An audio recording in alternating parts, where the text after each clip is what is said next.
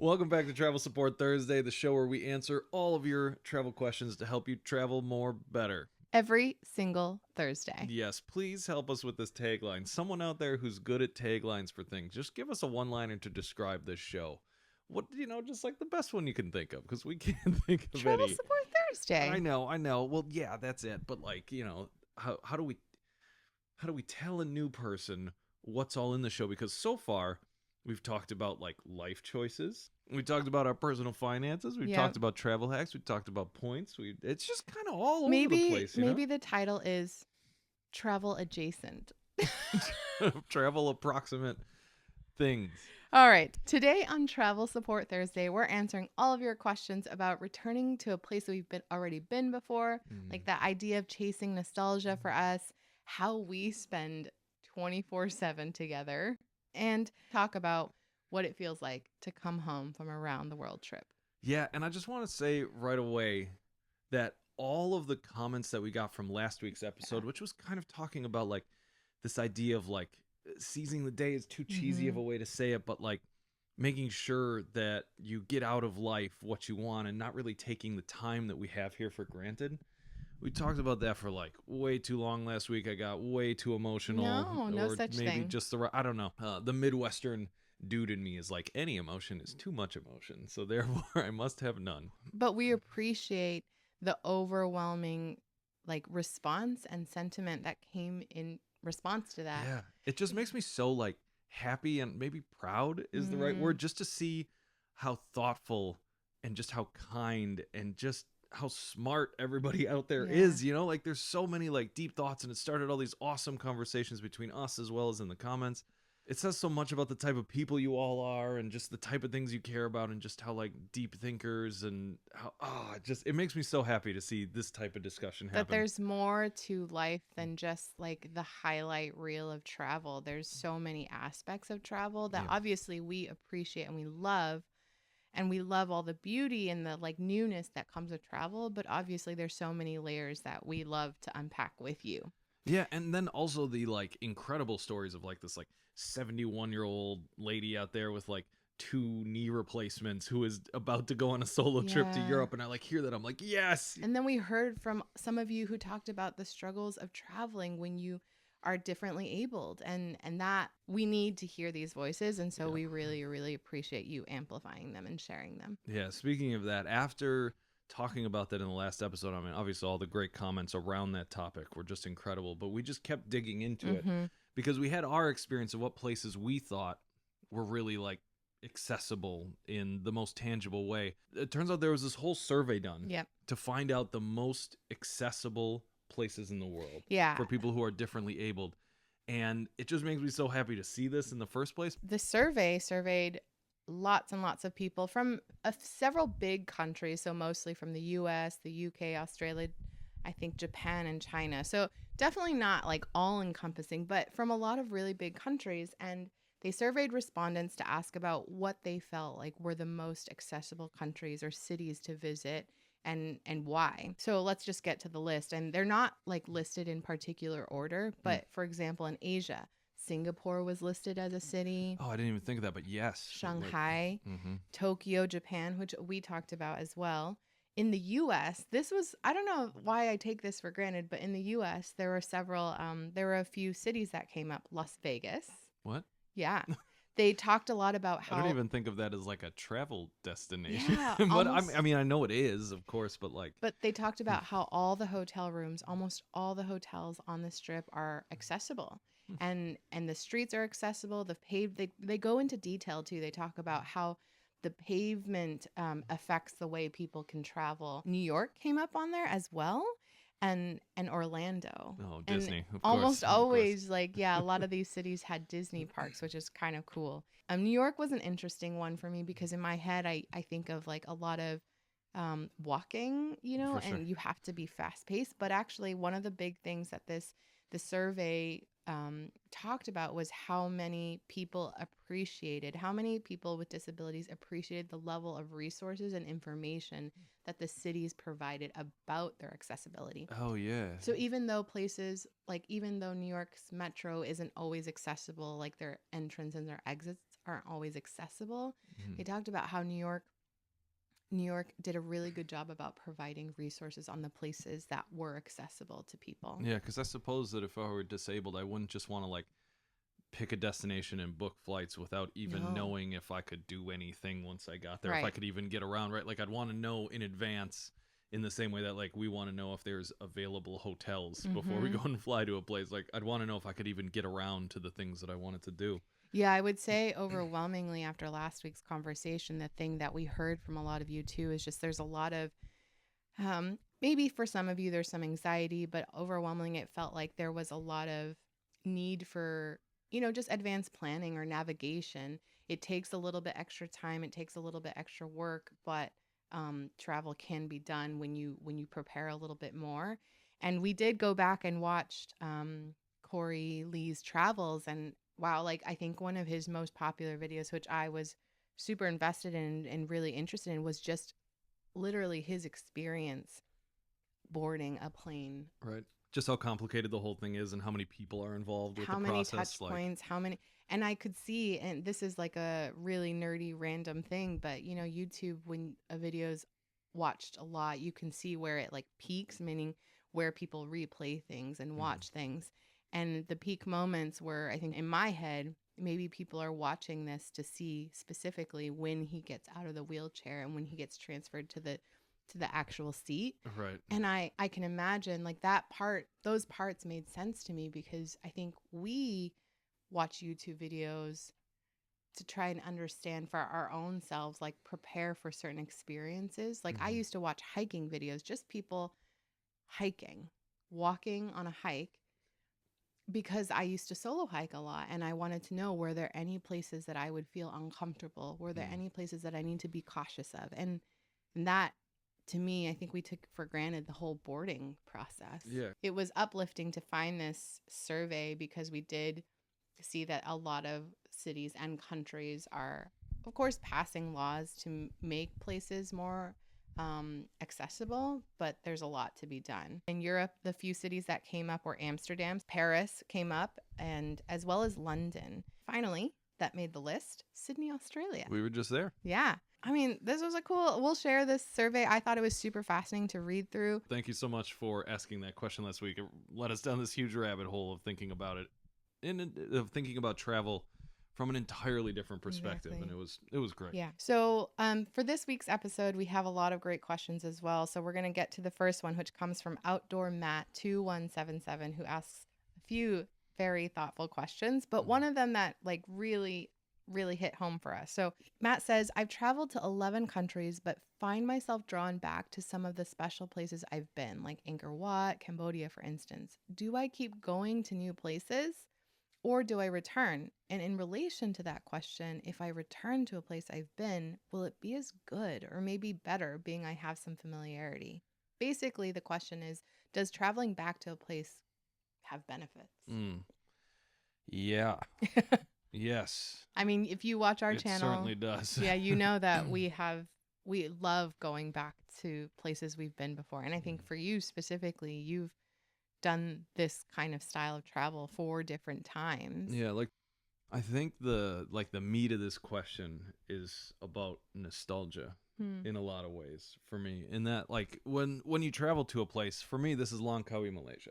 It's such like a specific destination. It's not easy to get to, but I had such just an incredible time while I was there that I always look back at Langkawi as this like magical unicorn of a destination. I mean, the place is incredible, don't get me wrong, but most of that like feeling, that want to go back, is trying to recreate those feelings that I had the first time that I went there. Yeah. Which was just like going on this motorbike for the first time and having that level of freedom and meeting all these awesome people and like exploring this incredibly beautiful island via motorbike, and just everything felt like this is exactly why I started traveling. It almost feels like it was like the right time, the right place, the right everything. Mm-hmm. This is like, that was your moment where everything kind of melded together and said, Yeah. I'm here for a reason. Yeah, and I felt like a real traveler for the first time. This was the first like place that I felt like good at traveling, where I'd figured out a lot of the small systems that you just become used to over time that are Yeah. involved in travel. And now it's just all fun. It was Yeah. all fun. So Everything was last year perfect. we went, Mhm. right? You, me, your parents, we all went to Langkawi with Yeah. you. How did that experience feel? Yeah, I think a lot of what I'm trying to do whenever I go back there is recreate that first feeling that I had. And it never works. I will never be able to be 20, young 20 something again. I'll never be able to recreate that feeling.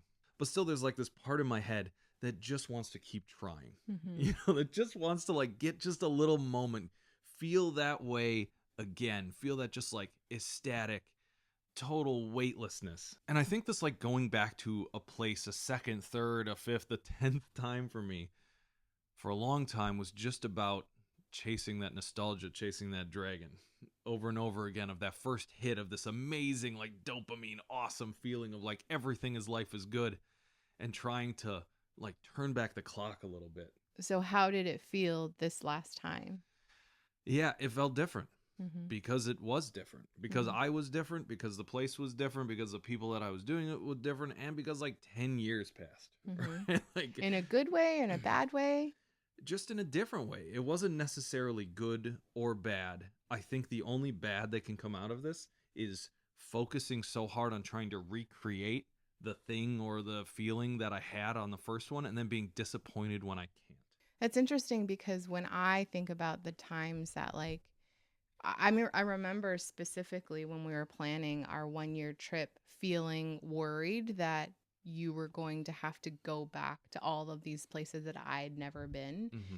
And I think what I felt overwhelmingly from that trip was that you were excited to like show me the magic of these places. Oh, definitely, definitely. I wanted to like wrap up in gift box to you this like nostalgic feeling that I had had from 10 years ago, Yeah, just to and show you it. I will say, like, even though I hadn't traveled as extensively as you, but I remember specifically on that trip, we went to Singapore, you and I, and then I went, and then we went back, and then we went back again when your parents joined us on the trip. Mm-hmm. And I remember feeling a little bit worried, like, oh, is this going to be, because I struggle with the FOMO of wanting to see everything Mm-hmm. and see new things. And so that was the first time that I was worried, is going back going to feel not worth it? Sure. But I had a great time. And I think specifically having your parents join us on that leg of the trip was awesome because it allowed me to see it through their lens. Like they Yeah. were so enthralled by the public transportation, the walkways, the accessibility of the place, the Yeah. buildings, the The cleanliness. infrastructure. They get so pumped up about Yeah. infrastructure. I love it. And that like immediately put me in a happy place. And so there is some joy, I think, of even though it may never feel the way that you felt the first time, I think for me it felt rewarding and exciting to relive some of that excitement through other people. Yeah, and a lot of that is exactly why we make this Yeah. YouTube videos, right? Is we want to like, we had this amazing feeling, this thing that changed our life of quitting our job, traveling the world, going to all these cool places, and Mhm. we just want to share that with all of you because, oh man, I love doing But that. like but just the right amount, right? Yeah. Because the goal and Without the being prescriptive. yeah, the almost. hope is that like you and everybody that goes out into the world then experiences it the way that you want to, not through us, you know? Right. Like you get a taste of it. And I think that's what made that trip so special, or traveling with other people who have never been to that place before so Mhm. special, is you get to see it through a different lens. Like I had never appreciated parks or infrastructure as much until I met your dad, you know? Like Right. The first thing I think of when I hear this question is like, if I go back to a place, is my second time, my third time, my fourth time going to be as good as the first yeah, time? like is it worth it? And that's Should I be? And I think that's kind of the wrong question to ask because it's just comparing one time, which is so many variables. It's who you are, it's how you're feeling at that moment, who you're with, etc. And then you're just trying to recreate that thing like I did. And I wasted so many trips, so many days just trying to recreate that initial feeling that I had instead of accepting that I had changed and the place had changed. I mean, obviously, I hold on to the past and I hold on to nostalgia, but I think to answer this question simply, I would just say yes, it's worth it to 100%. return to places. And, you know, with any place, whether you've been or not, to maybe like try to remove those expectations of the place and appreciate it for what it is. I mean, when we go back to places like Seoul or Busan or, you know, Tokyo, Kyoto, all of these places that we've been before, I'm almost always surprised and pleasantly surprised at and how different the experiences are, but also how familiarity makes it feel special too. Yeah. Yeah. There's It's a different kind of special. I know there are a lot of people, especially for a lot of people that watch our videos, they say like, do something different than all the other YouTubers that are going to the same places. And I get that sentiment. There's so many places in this world to explore, and we so many want YouTubers exploring them and making videos for sure. For sure. But we love going back to we love going to new places too. But I just think there's something special about returning to a place that you've been before. Mm-hmm. And to think that every time you return is going to be the exact same, I don't think that's true. I mean, I think that going back to a place 2 times, 3 times, 4 times still doesn't mean that you have explored everything. No, not at all. You can't really do a place, you know, like people go on vacation and be like, oh yeah, we did Tokyo, we did Kyoto, we did Osaka. And like, it's just impossible. There is infinite depth. Time will change a place and time will change you. But I think to answer the question, are there benefits to returning back to a place you've been before? I think totally. Yes. I mean, outside of the fact that you're more comfortable traveling in a place because you maybe know how the public transportation works, or you speak a little bit of the language, or you know what you're going to order, I think those are part of the benefits. Your second trip will be different than the first, but have a little bit of that first, you know? For sure. So what would you say are your tips? What would you say are your tips then to like let some of that expectation go? How would I let that? I think it was the realization over time that I was ruining my own trips and that I was starting to become stuck in my old ways. I think over time I had realized that I was going back to all these places and I was learning absolutely nothing new in the process because I was just trying to like force this old feeling to happen. It feels like almost a lesson in just being present, right? Like, yeah. And I think this is something that we struggle with. I think even your next question, Matt, is how do we truly embrace and appreciate the place we are in when traveling? I find myself rushing from one attraction to the next and pushing my wife, look, there's another temple. How do I slow things down and not try to cram so much into each day when I may never be back? Which I think that is like the lesson that we struggle with on a daily is just being where we are. Like one of our favorite mottos is be where your feet are, you know, not have one foot in and one foot out the other. It feels so big to say that. Like, what does that actually mean? But I think oftentimes, and I think especially when we're filming and making YouTube videos, sometimes I just have to like turn the camera off or stop what we're doing and just stand still. You know, just look at the thing that we're looking at or be where we are, notice the details. And it's challenging though when we don't have enough time on a trip, in life, when we might not ever be back, like you said. Right. And I think if there's one thing that I've learned about travel over the years is that it's much more about depth than it is about width. And by that I mean width is like, let's see everything in 3 days and let's just spend all this time running from place to place, and you get kind of this like surface level experience everywhere that we go, which is what we do. And our videos do show that because we like to show all of the options, the realistic parts of travel. Yes, but the stuff that really sticks with me over time is the depth. It's the things that I didn't really expect to be spending as much time as I did at. But then, for example, first time in Tokyo, first time that I went to an arcade there. Yeah. it just blew my mind that there were still arcades and that they were as gigantic as they were, and there were so many games that I'd never heard of. I spent 2 full days just in arcades, and I will never forget those 2 days in my entire life. That is just a memory that's going to stick with me forever because of just how into it I was, how present I was, how like exploratory everything felt, how I wasn't really expecting anything to happen.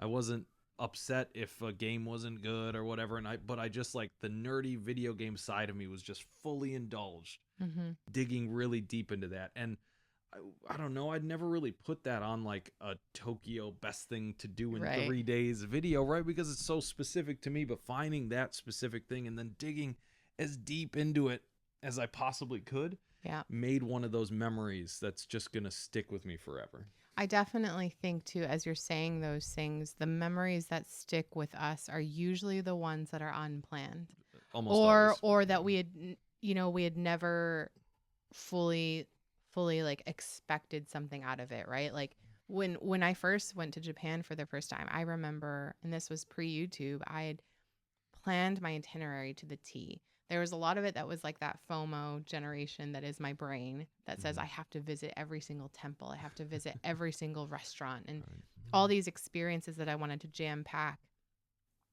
But I will be honest, I don't remember a lot of it. What I remember the most was like getting on the bus in the middle of the night when I first landed because I didn't have data and I didn't know if I was going to have the right amount of cash to get on the bus. Like all these experiences and feelings that I could not have anticipated. Or like going to Mount Fuji and being bummed that I couldn't see Mount Fuji because the clouds were covering it. But then I ended up staying at this awesome hostel and meeting other people, which was incredible.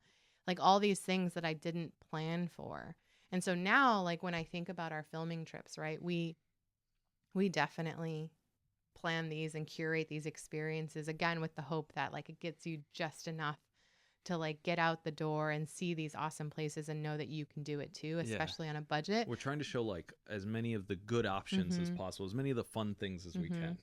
But what we've started doing, and this is a little bit of the like behind the scenes, is we don't film everything in 3 days. No, yeah. And we can't, for this exact reason. And we stay longer than just 3 days because there's a lot to the city than just the things that we're showing you on video. And it also takes a while to find these things, and filming a thing takes like 3 times as long as doing a thing. And then it also leaves room for us to experience the place not just behind the camera, right? And so I almost feel like that's something like one of the ways when you're asking specifically, how do I slow things down and not try to cram so much?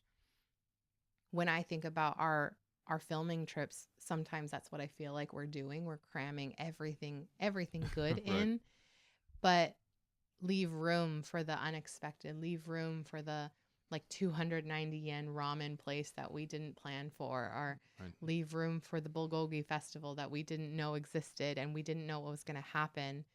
For me, it's all about expectations. Like whenever I come in to a place with like my heart set on feeling one certain way or going and doing one certain thing or doing X amount of number of things, whenever I get to a place, I always end up miserable at the end of a trip.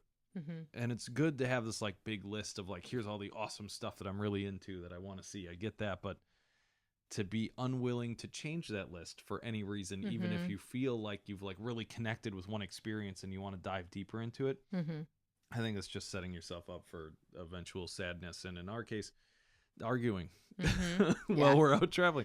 In our case, just relationship strife is what that ends up in, because one of us will feel like, yeah, I gotta keep doing, I gotta like dig into this experience because this is so fun. And then the other one's like, we gotta keep moving. Normally me. And then there's nothing that ruins a trip faster than, 2 people disagreeing about what you should be spending your time doing. That's a good segue into actually our next question, which we got from Where's Weddle, who asks a lot of really great questions. So Heather says, hello from Greece. I'm a big fan of this style of video and you guys. My husband and I quit our jobs and are on month 6 of world travel. And her questions are a few things, but like the one that is related to this we'll tackle first is, can you talk more about spending 24/7 together? have any different reactions to bumps in the road? How do you support each other in constant change? Her and her husband have been married 10 years, but we've always had time apart at work or with friends. It's been wild being together 24/7. Was this ever difficult for you two? And how did you keep your identities separate? Oh man, yeah. So this is this is a big conversation. I think for two reasons. One is that like we haven't been out of eyesight of each other for months. Especially on the round the world trip, right? Like Yeah. you are just, I never appreciated hallways so much until Always. after our around the world trip, like when we'd go stay with our family or friends. Hallways, they're how you don't see another human being sometimes. Oh, so like houses or rooms, or like houses big enough where we don't have to be in the same room Yes. together, right? 'Cause Yes. this is all we got here in this beautiful yeah. hotel room, but this is all we got. Like Yeah. we can't not be within eyesight of each other, Yeah. right? At all times. And I think especially now that we're working together 24/7 building this thing. I mean, Yes. that is another part of our identity that is melding kind of. Mhm. We're like building another identity with our two identities, if that makes sense. Yes. So I guess to answer the quick question though is this a problem or does this come up for you? Oh yeah. All the time. Yeah. All the We time. have challenges all the time. Mhm. We don't ever argue about like living together No. or being together or spending. I think that has always been easy for us. Mm-hmm. And I think we're lucky in that way of that, like sharing the same space Mm-hmm. has always felt, for me at least, like home. Or just knowing too, like when one Mm. of us needs to have space or needs to do something different, Yeah. that like that's not personal. It's an okay thing. Right. Like right after we're done recording this podcast, Lisa is going to go out to all of the different like op shops or Goodwills. What's another word? Thrift for it? stores. Thrift stores in the area. Yeah. And buy all that stuff. And I'm specifically not going with, even though I love going thrift shopping, because I know that Lisa probably needs some space because we have spent 3 straight weeks together in a camper van. And I think that it's very reasonable to want some space after that. And I probably want some too. Yeah. So it's those little things over time and not taking them personally and Mhm. understanding of like, okay, maybe it's best if we like don't do everything Mhm. together, but we do almost everything Yeah. together. But I think in general we find it easier to spend all of our time together right next to each other than I think a lot of people Yeah. Like this is a weird thing. And I think especially after the pandemic, it became easier for us to be in the same space, but be working on different things, right? Yes. Or like doing different things. Like to me, that was helpful enough for me to say, this is my new alone time, you know, that I am like, I love, one of my favorite things is being in the same room as you or like your brothers or other people when you're watching YouTube or playing video games. Mhm. I don't have to play games. And oftentimes I find more joy just being in the same space while you guys are playing video games. Sure, you doing your own thing. Yeah. You're like scrolling Instagram or whatever. Yeah, And then, yeah, like yeah. the rest of us are Doing doing else. something together, and it's totally fine because everyone's just like sharing the space and Yeah. good vibes are still Yeah. happening. We have different reactions, reactions and different ways to do things. Like Mhm. this is true not just about the business and making YouTube videos, but also in life, right? Like just we were just talking about traveling and how in general, like there might be a thing that you will want to see or that I won't want to see Mhm. or the pace. Like that's something that we definitely struggle with. Oh, for sure. And It's compromise. Like Yeah. it's nonstop compromise. I mean, we are spending literally all of our time together, all of Mhm. it together, like right next to each other, Mhm. and that's amazing. Mhm. And we're so lucky to be able to do that and to be able to spend this like super condensed time together. But there are Mhm. compromises, Yeah. and I think to presume that you'd be able to, that anyone would be able to spend this much time together without compromising Yeah. in really tangible and sometimes really big, sometimes really hard ways. Yeah. It just can't work without it. Mhm. It just can. This lifestyle that we have of never not seeing each other cannot work without significant compromise. Mhm. And I think that that's a beautiful thing, and that it's taught us so much about our relationship. Mhm. And I think it's deepened it in a lot of really Mhm. good ways. Mhm. And it's taught us just how to live a life together instead of how to live separate lives and then have small little connective tissues Mhm. that are sometimes together. I mean, we're lucky in that a lot of our interests definitely overlap. Obviously, this life. And our like approach to money also overlaps. And our willingness to eat the 10th rotisserie chicken. We have found so many. Maybe one day we'll share our recipes. I don't know. There's so many rotisserie chicken recipes that we've come up with. All right. Just to save money so we can travel more is the end of that story of like we've always been willing to sacrifice tasty food or comfort, usually both, to be able to continue traveling longer. But we definitely have differences, right? We come from different families, different parts of the world, and that's natural. It's natural to have different approaches to things. I would say that, like we talked about this last week, I can be someone who is very content just sitting inside and being at home, for a while. You naturally desire and gravitate towards moving, constantly newness, moving, right? Novelty. So like that is one of the challenges that sometimes we have to compromise on. Like, how do we fit in both? How do we make sure that both needs are met? And I think one of the ways that we do this, and we talk about this a lot, is we kind of check in with each other. Like if someone's having a particularly rough day or needs something and the other person is kind of like good, feeling okay, feeling at ease, then that person will like rise up to the challenge. It has been a challenge just in general for me to like voice my needs or my opinions. I've always been the kind of person that just like, I'm going with the flow. I want to do what everyone else does. But, we know that doesn't always work. Eventually you need to like say, I always need to end up saying what I need. Otherwise I'll keep it in until, Right. And so I think one thing that has been good and challenging in the last few years of spending all of our time together is being able to specifically say, nah, today I'm not feeling up for this particular activity. Right. It's like communicating that like, hey, I'm only feeling like 40% today. Like I'm going to need you to carry 60% today. Or and just then to like me being like, okay. Like, or me being like, I cannot do that today. I don't have it in me. We're stopping. We're slowing down. Right. Just like, and not taking it personal when the other person feels that. And I think that's part of the like what you said, or what your question was, is like how you keep your identities in that process, in the process of communicating and compromising, recognizing that like when someone else, you're not giving up part of who you are asking the other person to understand where you are and who you are, and adjusting. It's just being a team. Yeah. It's just being a team. And we would not have learned this half as fast as we did had we not started all of this stuff together, had we not built this life together, had we not spent 24/7 together. These are just lessons that we learn that make our relationship work based on the pretty friggin' weird arrangement that we have of just nonstop traveling, always being within eyesight of each other for months, sometimes years on end. Yeah.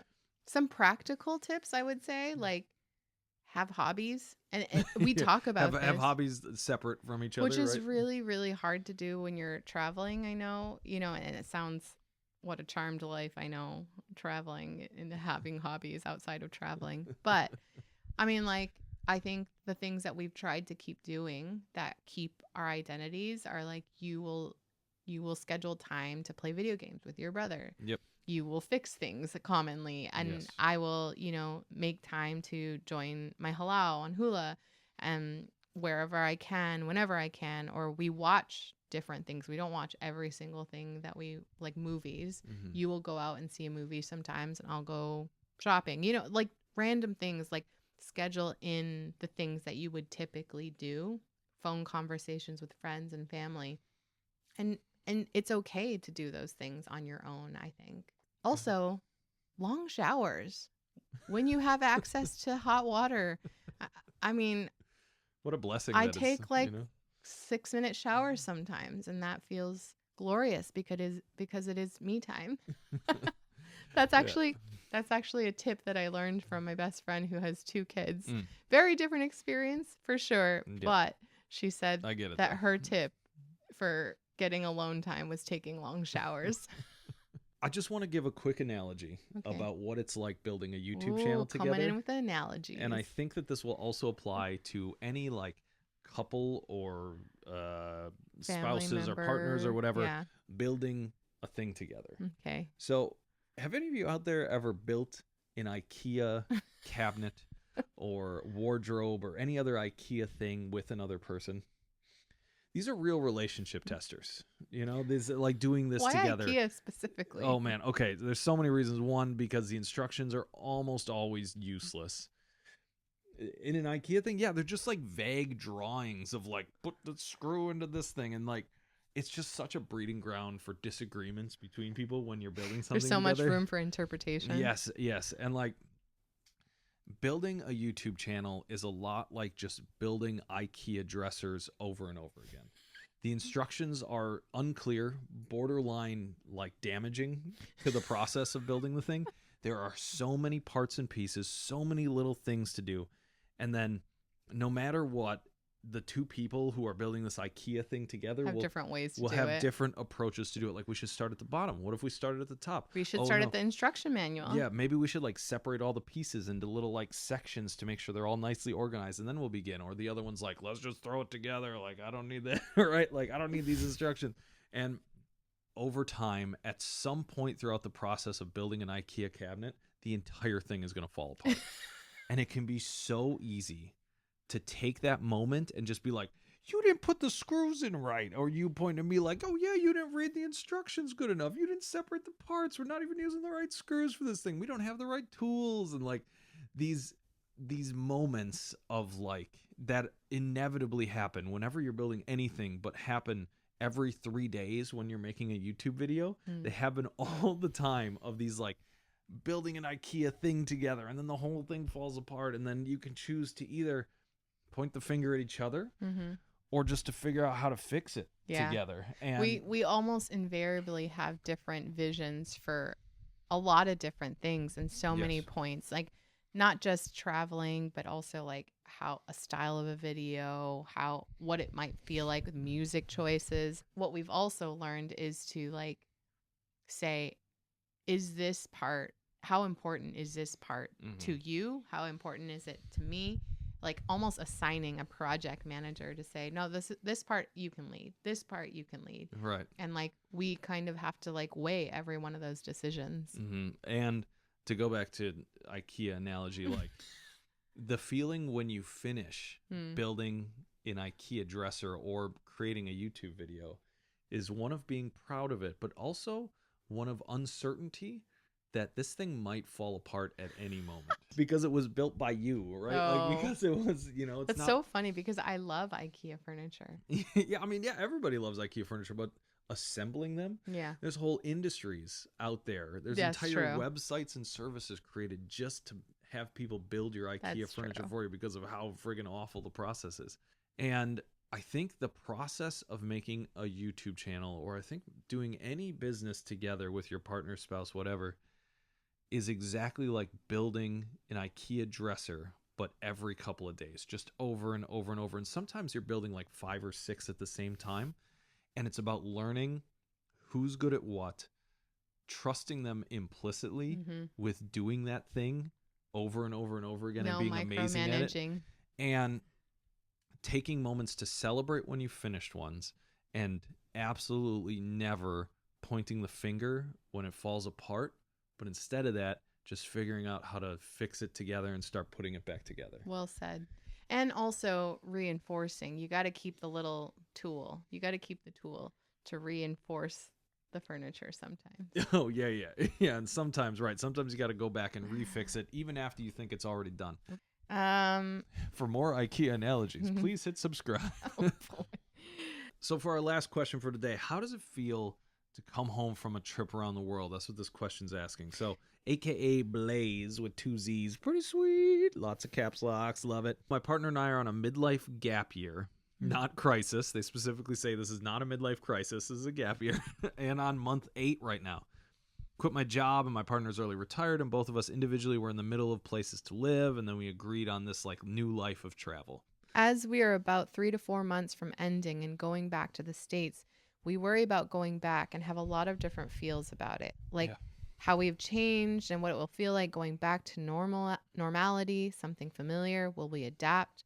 Could you expand on what feeling you had when you both were about to return and what it actually was when you returned? Oh man. Okay. So coming home from a trip like that where you've been gone for so long is, I think, without a doubt, the hardest part of this entire process. Yeah. And I don't want to like set your expectations to just be like, it's This gonna is be going to be it's gonna miserable. be miserable. It's gonna be awful because It's hard though. your experience may be very different than mine, but I've had the same experience all 4 times I've come home from a 1-year round the world trip, including our last one that we came home from together. And there's so many different aspects and so many different like avenues of this feeling, but I think in general, what's the right analogy to explain this? I think you had a good one yesterday. I think returning back from a round the world trip or an extended period of time, to me feels like when you come back to your home that you were born in, for example, or the place that you were born, returning after going away for a significant amount of time. So this could be like when you move away from home for the first time, when you go to college, if you go to college, or anything like that, and coming back and realizing, oh, things haven't changed here, but I've changed so much. That's what it feels like. Yeah, where you kind of feel like you're back at home, you're back at a place you're comfortable in, but it doesn't really feel like home anymore. Yeah. And that Yeah. is a very weird, very new feeling because like you've gone through all of these significant changes. You've like crammed years and years of like life experiences into like 8+ months. And you come back and reconnecting with people is difficult in a really tangible way, and reconnecting with that old life that you had is really difficult because you've changed, and probably everybody else that you've talked to has also changed. And it how do you explain and encapsulate all of those memories and those experiences to the people that weren't with you on that trip in just a short conversation? It is hard. I think we struggled with this a lot when we came back. We struggled with, like, how do we connect again with our family and our friends who we haven't seen in a year and a half? How do we talk about, how do we actually catch up, on everything that's happened? Because they've also changed. They've maybe had kids, maybe got married, and it's an adjustment period. And I would say when we came back from this last trip, we were bummed. We were sad for it felt so different. Like we were surrounded by friends and family, but it was hard to know how to be. It almost felt like we were also lacking purpose. Yeah, so like post-trip depression, totally real thing. I can say this with 100% certainty. It's a very real thing. Even for people that just take 2 to 3 week vacations or 10-day vacations, the travel blues when you come back, they're very real. The Sunday blues. Yeah, and I think the longer that you're away, the harder that it gets. I think that there's a ton of different reasons for this. I think one, the biggest reason is that you have had unlimited Saturdays. You've had like 300 plus Saturdays in a row where you just get to do whatever you want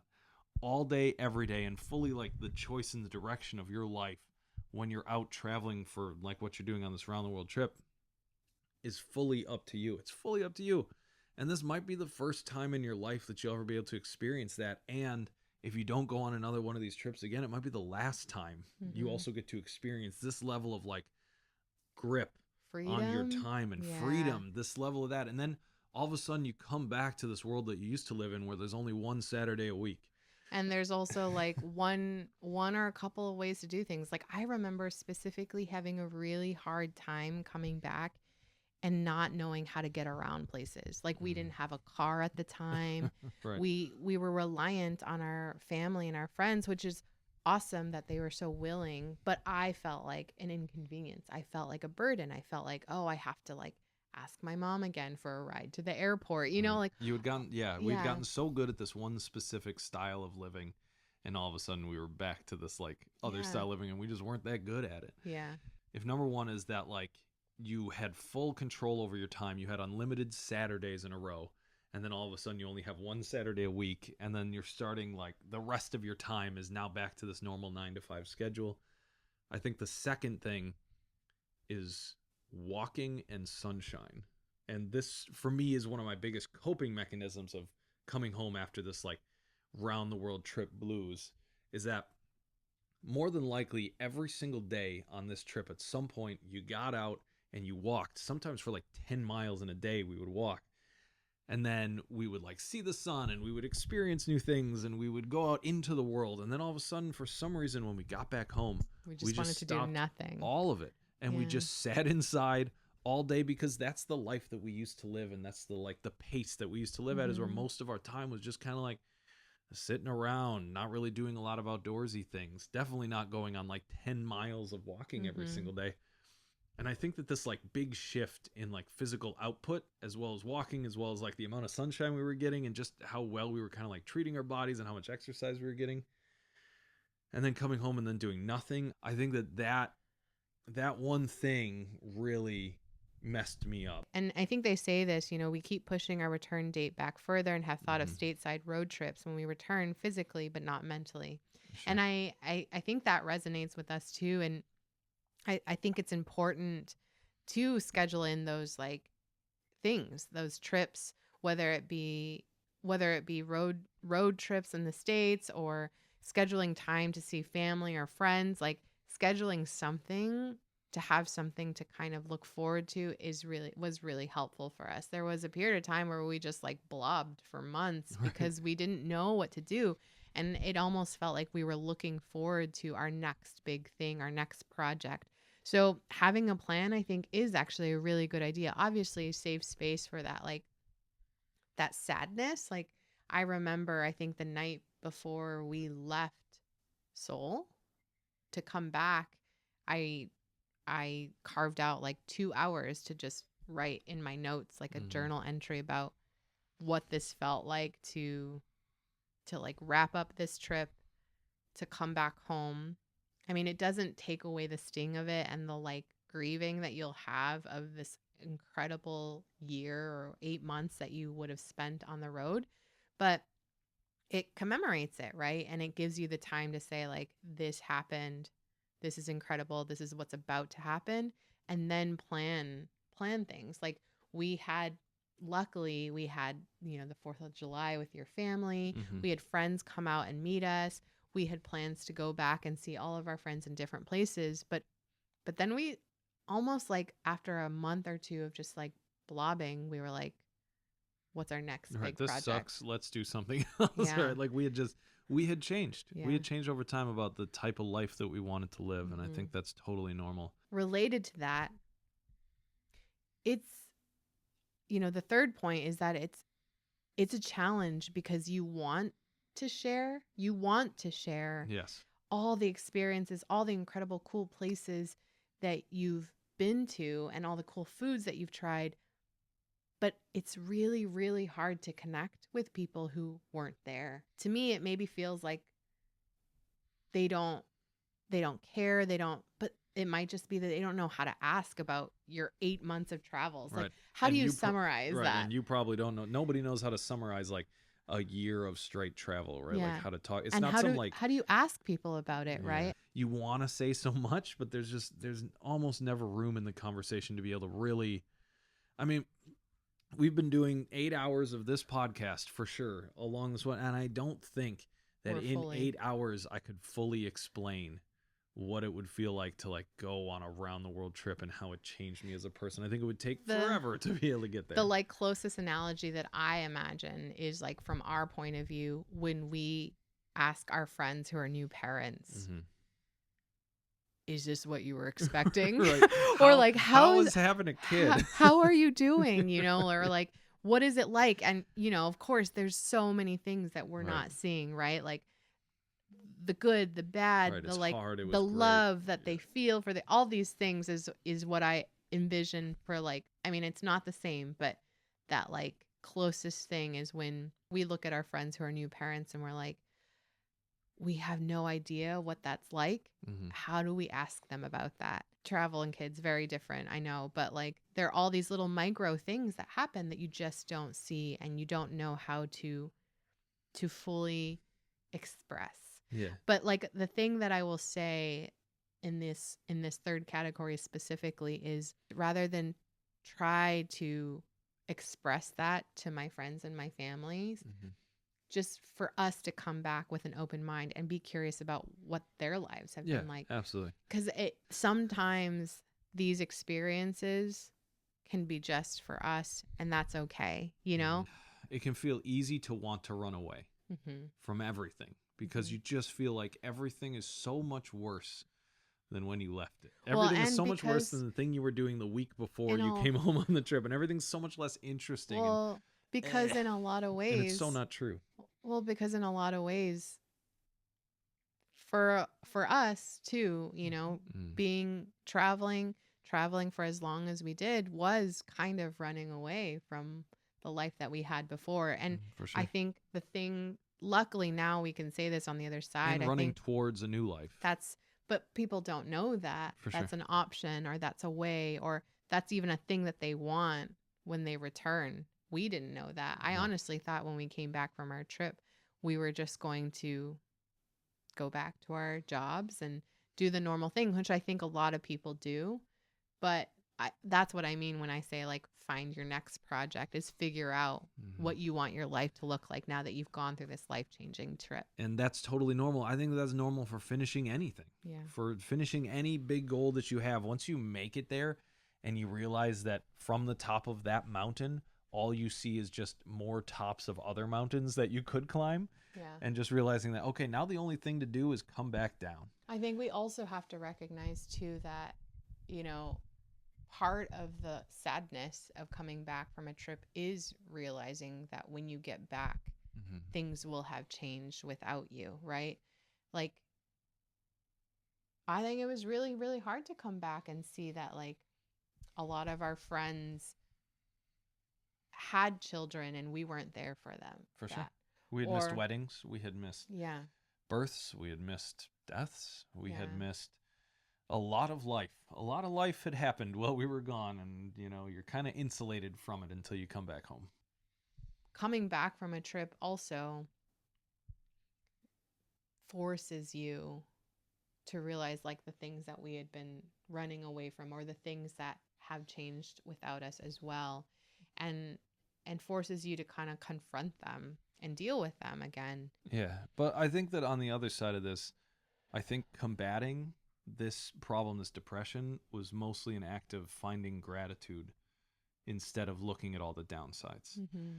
Yeah, that we could come back and there was still all this stuff, all these people, all this amazing, like, this entire life that we had that we could put on pause and come back and have it still be there and still exist. And all these, like, foundational people and things and places were still there. And that's, I can't even express how important that is to coming back home after Yeah. something like this. Rather than look for ways to be upset that we can't connect with people anymore or that our cat has gotten older, just like appreciating the fact that we even have people that we can connect with still, that they were supportive enough to still be in our lives even though we were gone for a year. Yeah, and that you get That to they- reconnect and learn again all this year of stuff that had happened in their lives and Mhm. how much of a blessing that is, of that, like, that had been turned off for a little while, but now you get to turn on that faucet again and be like, whoa, all this cool things happened over the past year, and that's, like, amazing. And now, like, we get to talk about all of it, and it's just, I think seeing that gratitude can be really, really hard.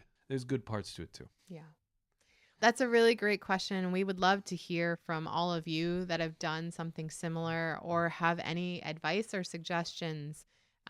This is just, definitely our experience and our thoughts, and we hope to fully encapsulate it more in a project and a documentary later. But we would love all of your practical and non-practical advice and suggestions. Yes. And don't be afraid to reach out and tell us how things are going once you do decide to end the trip and go home. We've been through it. You don't have to do it alone. Mm-hmm. You don't have to do it alone. Yeah, there's a whole community of people too that I think as we're learning, are very thoughtful and have likely gone through something similar. Thanks so much for watching. Don't forget to leave questions for next week's episode. Yep. Yeah, we'll see you then. We'll see you then. Bye.